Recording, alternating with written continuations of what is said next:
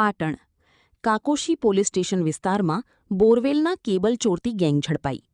તારીખ 12/6/2026. પાટણ જિલ્લાના કાકોશી પોલીસ સ્ટેશનની ટીમે રાત્રિના સમયે ખેડૂતોના બોરવેલમાંથી કોપર કેબલની ચોરી કરતી ટોળકીને મુદ્દામાલ સાથે ઝડપી પાડવામાં સફળતા મેળવી છે. પોલીસે કુલ 2,35,500નું મુદ્દામાલ જપ્ત કરી 3 વણશોધાયેલા ગુનાઓનો ભેદ ઉકેલ્યો છે. ચોરીની પદ્ધતિ અને ઘટના. નિશાન રોડ નજીક આવેલા બોરવેલ કે જ્યાં રાત્રે કોઈ હાજર ન હોય. Modus operandi. આરોપીઓ મેટલ કટરનો ઉપયોગ કરીને ખુલ્લા રહેતા કોપર કેબલ વાયર કાપીને ચોરી કરતા હતા.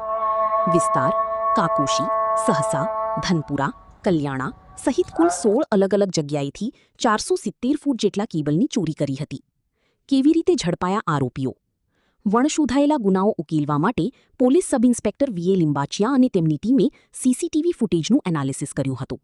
તપાસ દરમિયાન એક શંકાસ્પદ સિલ્વર કલરની હ્યુન્ડાઈ i10 ગાડી નંબર GG08 DG9672 નજરે પડી હતી. બાતમીના આધારે પોલીસે મીરા લીમડી પાસે વોચ ગોઠવી ગાડી અટકાવી 2 શખ્સોની મુદ્દામાલ સાથે ઝડપી પાડ્યા હતા. પકડાયેલ આરોપીઓ: 1. યુનુસભાઈ ઉર્ફી ઇનેશભાઈ અલારખાભાઈ ઘાંચી, રહી વાવ, જિલ્લો બનાસકાંઠા. 2. અભાભાઈ ગંગારામભાઈ ઠાકુર, રહી ગંભીરપુરા, તાલુકો ધાનેરા. જપ્ત કરાયેલ મુદ્દામાલ: 470 ફૂટ તાંબાના કેબલ વાયર, કિંમત ₹1,05,450. હ્યુન્ડાઈ i10 ગાડી, કિંમત ₹50,000. 2 મોબાઈલ ફોન, કિંમત ₹30,000. રોકડ રકમ ₹50,000. ધાતુ કાપવાનું કટર. આ કામગીરીમાં કાકોશી પોલીસના અધિકારીઓ અને આઈટી એક્સપર્ટ દિવ્યાંશુકુમાર મોદીએ મહત્વની ભૂમિકા ભજવી હતી. પકડાયેલ આરોપી યુનુસભાઈ અગાઉ પણ થરાદ અને છાપી પોલીસ સ્ટેશનમાં ચોરીના ગુનાઓમાં સંડોવાયેલ હોવાનું બહાર આવ્યું છે. ચોરીના આ આખા મામલામાં પકડાયેલા આરોપીઓ અને પોલીસની કાર્યવાહીની વધુ વિગતો નીચે મુજબ છે. આરોપીઓનો ગુનાહિત ઇતિહાસ. પકડાયેલ આરોપીઓ પૈકી યુનુસભાઈ ઉર્ફી ઇનેશભાઈ અલારખાભાઈ ઘાંચી રીઢો ગુનેગાર હોવાનું સામે આવ્યું છે. તેના વિરુદ્ધ અગાઉ નીચે મુજબના ગુનાઓ નોંધાયેલા છે. છાપી પોલીસ સ્ટેશન વર્ષ 2015માં આઈપીસી કલમ 379 મુજબ ચોરીનો ગુનો.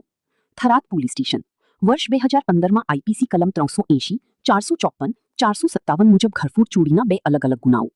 પોલીસ દ્વારા રિકવર કરાયેલ વસ્તુઓની યાદી. પોલીસે આરોપીઓ પાસેથી કુલ 2,35,500ની કિંમતની મતા જપ્ત કરી છે.